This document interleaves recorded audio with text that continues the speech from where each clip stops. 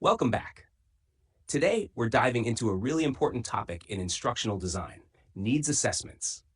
This process is crucial because it helps us tailor our instructional design to meet the specific needs of our learners and the organization. So, what exactly is a needs assessment? Think of it as a systematic way to figure out the gaps between where learners are now and where they want to be. Essentially, it identifies what they need to learn to achieve their goals.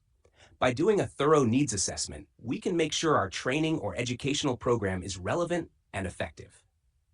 Now, why should we care about needs assessments? Here are a few key reasons. First, they help us understand our audience better.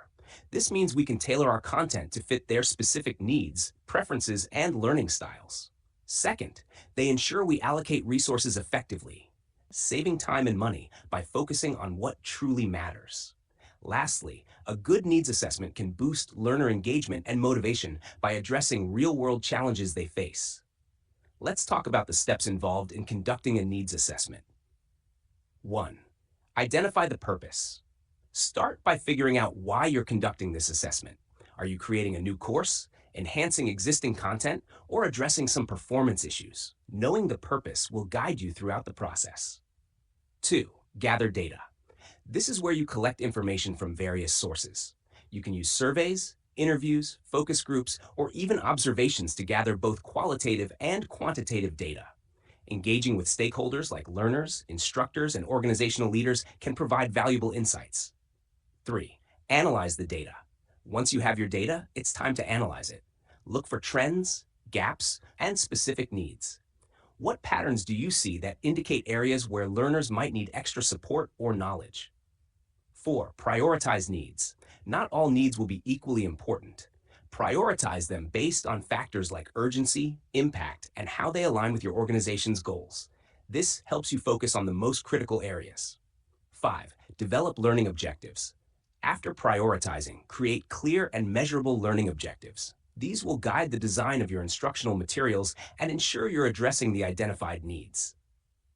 6. Create an action plan. Finally, develop a plan to implement the necessary training or instructional interventions. Outline the steps, resources, and timelines required to effectively address the needs you've identified. A great resource to check out is Training Needs Assessment: Methods, Tools, and Techniques. It offers some fantastic guidance on various assessment methods. As you conduct your needs assessment, here are a few practical tips. Engage your stakeholders throughout the process to gather diverse perspectives. Use a mix of data collection methods to get a comprehensive understanding of needs.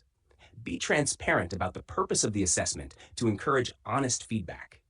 And don't forget to document your findings and decisions for clarity and accountability.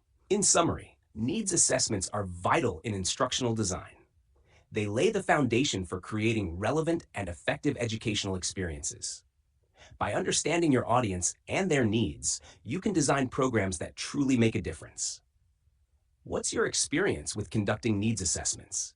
Have you faced any challenges or had successes? Share your thoughts in the comments.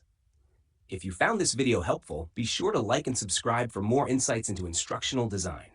In our next video, we'll explore instructional strategies and how to effectively deliver your content. See you next time.